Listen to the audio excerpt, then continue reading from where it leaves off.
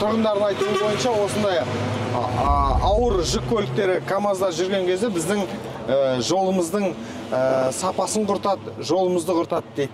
Енді дегенмен де бұл Іле ауданы өндірістік орталық болып саналады, сондықтан да көптеген КАМАЗдар болады. Ал бұны әкімдік қалай шешуде және бұны қандай шаралар қолданып жатыр, аудан басшысынан, жауапты мамандардан сұрайтын боламыз.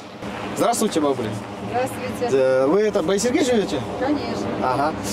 В Байсерке какие проблемы есть? Прежде всего дороги. Разбили за зиму дороги, невозможно. Ага. Машины бум-бум-бумкают. А потом транспорт. Общественный транспорт вы имеете? Общественный транспорт. Едешь с работы, невозможно уехать вообще. Мало очень транспорта. Они все переломаны, заломаны. До полдороги доедешь, все, сломался, на другой ждешь автобус. А вообще по этому вопросу к кем-то обращались? Да, конечно, сколько обращались. Что они говорят? А их никогда нету на месте. Вот и все.